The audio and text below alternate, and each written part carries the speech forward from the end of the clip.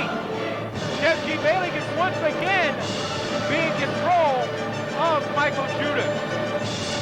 Mikael Judas spun around by the Butcher Pyongyang and immediately goes to town on Kimo.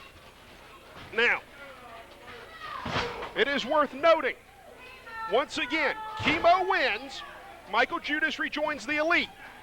Judas wins, Kimo must go with Jerry Palmer for 35 days. I've already told them all that. Like I said, worth noting again. Also,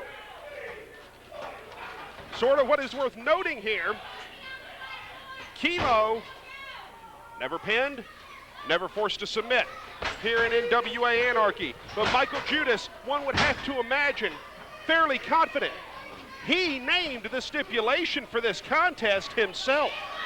Well, and the thing is, right now, this referee, Wes Grisson, needs to get that coat out of the ring that Mikael Judas wears because he's using it as a weapon. Now, to my knowledge, this is not a no disqualification match. He should disqualify Mikael Judas right now. Mikael Judas should be back in the Elite. First things first, you want to tell one of, oh good Lord, you want to tell one of these two guys they're disqualified? I wouldn't. So I do believe that I'm not a referee. I don't look good in stripes. Well, I do believe that referee Wes Grisson is going to allow a great deal of leniency in this contest. But also, just so we're clear on this, Kimo did use the coat first. And I didn't see that. Right now, using that cord, the power cord to our camera here, as a weapon to choke out the Butcher Pyongyang. That's okay. Well, yes, it is. It's okay, isn't it? Well, I mean, referee Wes Grissom doesn't seem too overly pleased about it. But if Kimo did it, it'd be against the rules. It's against the rules regardless. But you're not going to settle this in anything short of a fight. So, yes, it's okay. Virtually anything these guys do is going to be okay.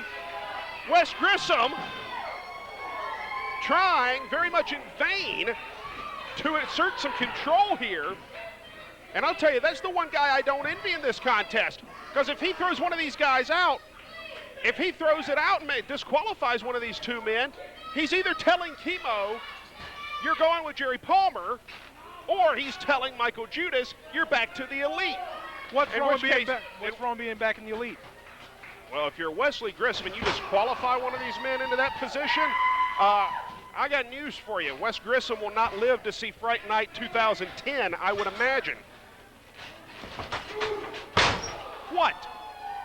I want to hear what's wrong with being in the NWA Elite.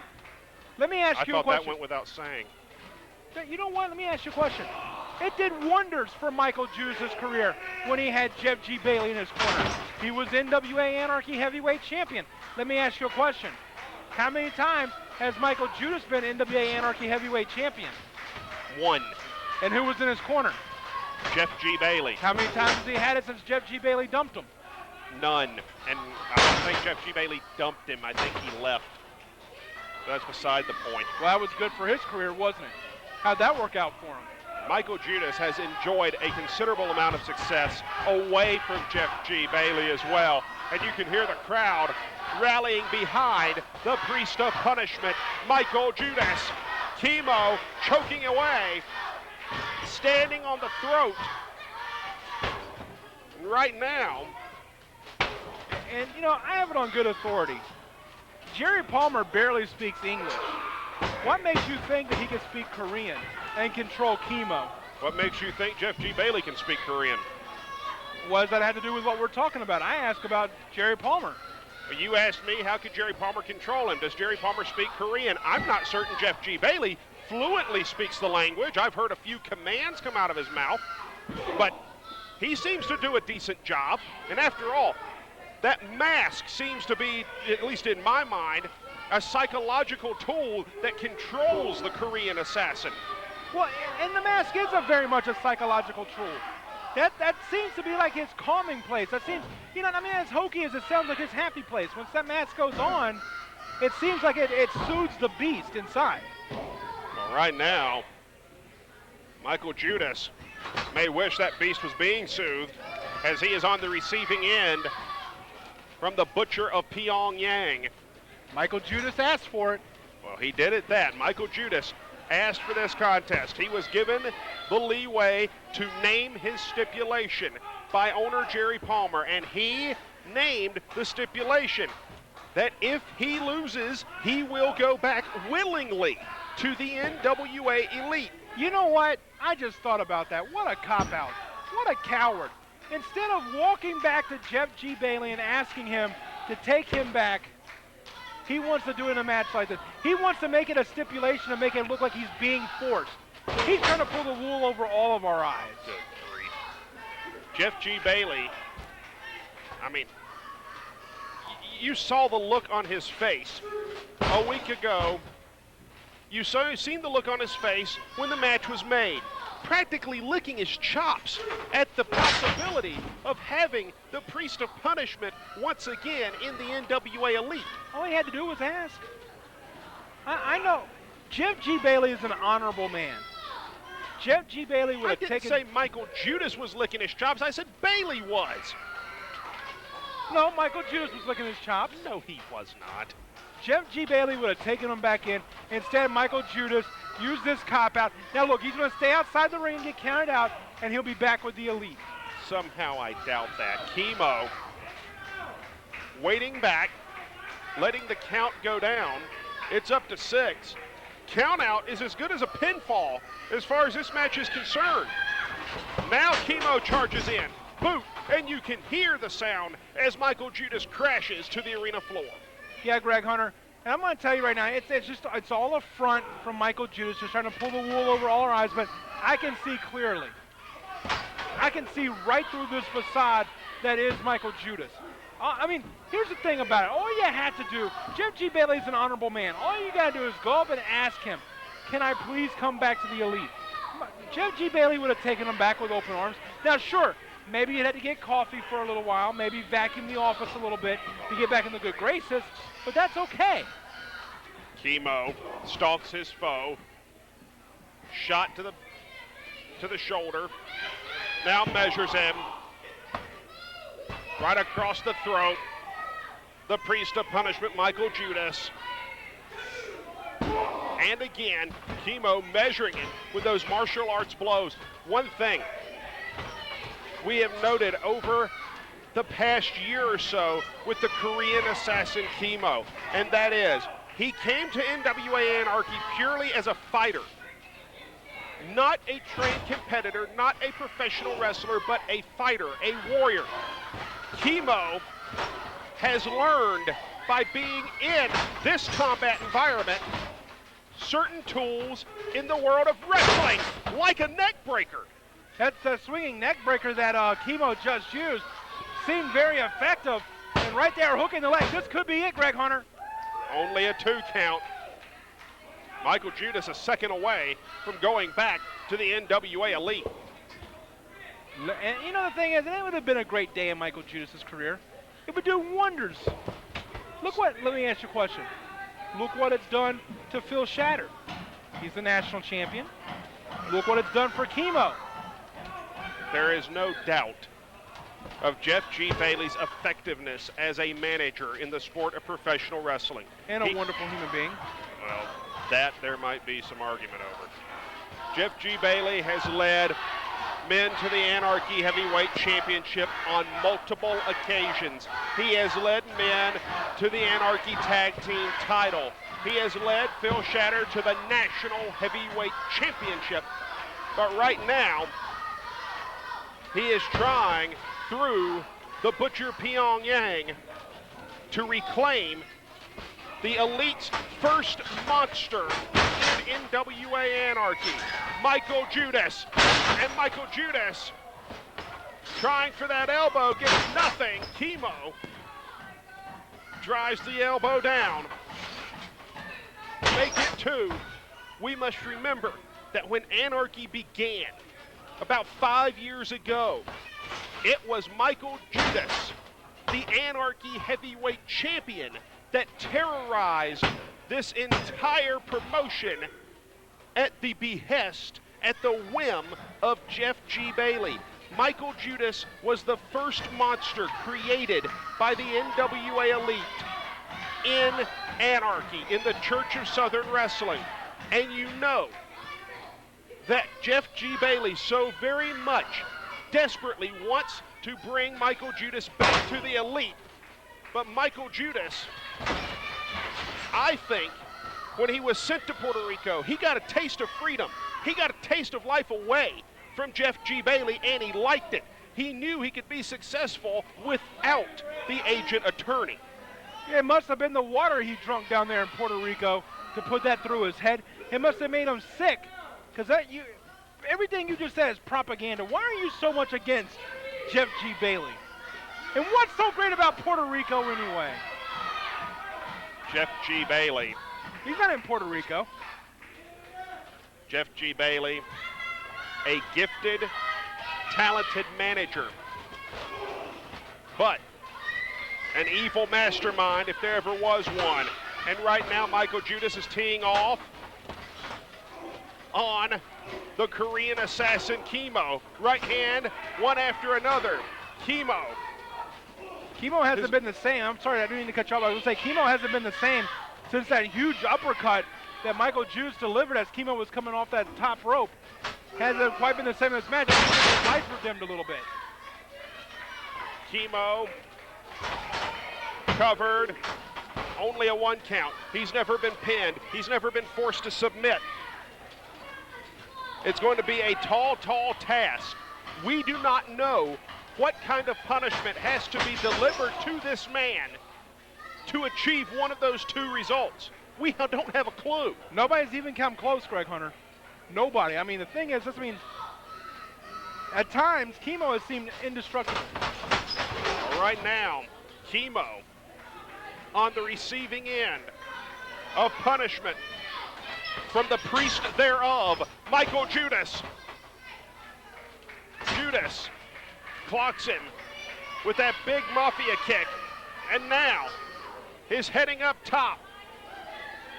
Do not let the 6'8" frame of Mikael Judas deceive you.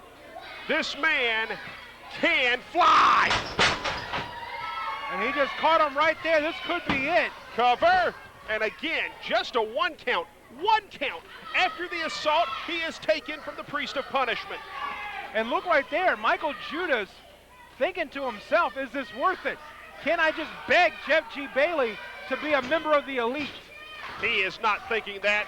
He is getting frustrated, though. You can see it on his face, and you can hear the crowd chanting, Mikael, Mikael. They are trying to root on the priest of punishment. Kimo, staggered, choke slam. Jeff G. Bailey getting physically involved here. And wait, and here comes the national heavyweight champion. What in the world is going on? Shatter is out here now. Jeff G. Bailey has referee Wes Grisson, and the national heavyweight champion, just speared Mikael Judas. Where's he at? What happened? I was looking for my contact. You don't wear contacts, you idiot. Oh. Kimo, if he can get over there, if he can make the cover, this could be the biggest travesty Anarchy has ever seen. Cover? Come on, not like this! Oh, you gotta be kidding me. Wes Grisson, that was the slowest count I've ever seen. Only a 2 count, says referee Wes Grisson. What does he know? He's an NWA official. And right now, Kimo on his feet, staggered still, but measuring, licking his lips, waiting for the priest of punishment. And now, martial arts thrusts, stopped abruptly by Judas! That butterfly suplex into those turnbuckles there. We've seen that implemented by Mikael Judas several times before. Cover, hooks the near leg, 2. and only a 2 count. And forcing Kimo to kick out, because Michael Judas, what he did was he turned Kimo's body almost 90 degrees, getting either one of those legs away from the ropes and able to hook it, so he forced Kimo to expend some energy by kicking out. That's the experience of Michael Judas coming to the fore. Michael Judas signaling, this is it. Has the man set up. Could be looking for El Crucifixo. That crucifix power bomb. Oh! He got caught just that quick. Cover, 2. And the inexperience of Kimo, being a seasoned professional wrestler, showing there. Only putting 2 hands on the chest, pressing down. That's not going to get you a pinfall. He needed to hook that leg. Now choking the priest of punishment. You can see Jeff G. Bailey at ringside. You can see the desperation on his face. You can hear it in his voice. Kimo in control once again. Now the other thing that Kimo has to be careful of here, as he was choking out Michael Judas and Wes Grissom getting very close to that 5 count. A disqualification is the same thing as a loss here. You will lose by disqualification. He will have to go to Jerry Palmer for 35 days. All right now, Kimo pulling Michael Judas to his feet. Has him scooped up and is trying to drape him in the corner.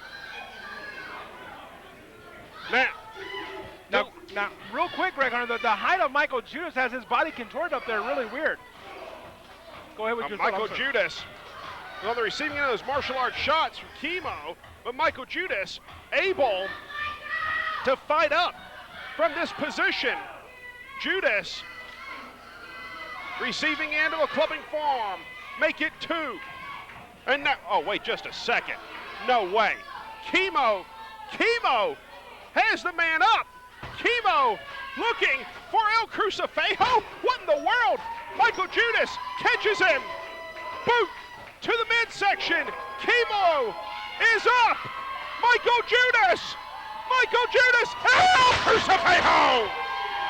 But does he have enough to make the pin? He went down like a ton of bricks. And he's crawling very gingerly over to Kimo. Does he have the energy to make the pin, Greg Hunter? Pulling Kimo to him as he crawls to the Korean Assassin. Cover, hook of a leg. And that is it!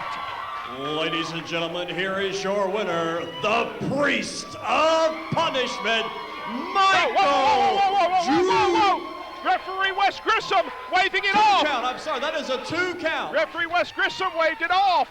Only a 2. The match will continue. Oh my Lord, how close. That was real close. A little bit of confusion there, but a 2 count nonetheless. Referee Wes Grissom. Good Lord. This whole building thought that match was over. They did indeed. Good God, how close was that? They fooled us all. Kimo at the 11th hour. Just that close. I'm telling you right now, I mean, the shoulder of Kimo, I mean, it came up as the hand was reaching down for 3, but now Kimo back up and in control of this one. Oh, good grief. What a contest here at Fright Night. And the crowd cheering for Michael Judas.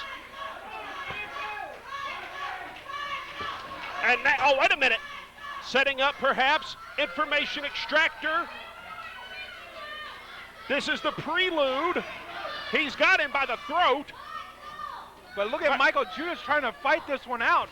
But I think Kimo's squeezing harder, trying to take the life out of Michael Judas. And that is exactly what he's doing. He has Judas down. Michael Judas in a very compromising position here. And now, Judas in. He is in the information extractor. Mikael Judas. Mikael Judas is very far away from the ropes. The crowd cheering for the Priest of Punishment, trying to will him forward. He got that one arm free. If you can slide that one arm free, that takes off some of the pain that this maneuver, or that this move has. And right there, Mikael Judas measuring the ropes, trying to find which one's closest for him to reach. And now, Jeff G. Bailey on the side of the ring, he's pulling the rope away from Mikael Judas, simultaneously Kimo trying to use that leg to keep Judas away from the bottom rope. Jeff G. Bailey was only checking the sturdiness of the rope. Oh, good grief. Would you give it a break? Mikael Judas. Mikael Judas, it seems, has his hand trying to dig in the eyes of Kimo, and he does get the ropes. And once again, Kimo very dangerously close to that 5 count and a disqualification. Now, while a referee can reach the count of 5, it's not an automatic disqualification. It's at the referee's discretion, from what I understand. Well, the referee, Wes Grisson, he has shown a lot of leeway in this contest. Referee Wes Grisson. And Greg, there's still more to come. There is indeed a whole lot more Fright Night coming up. But Wes Grissom, the toughest job in the house at the moment. Kimo setting his man up. Oh, wait a minute. Mikael Judas has him pump handled. Pump handle to the sidewalk. Cover 2. And that is all. Ladies and gentlemen, the winner of this contest, the Priest of Punishment, Mikael Judas. How ironic is it that Mikael Judas would use assisted suicide to win the match?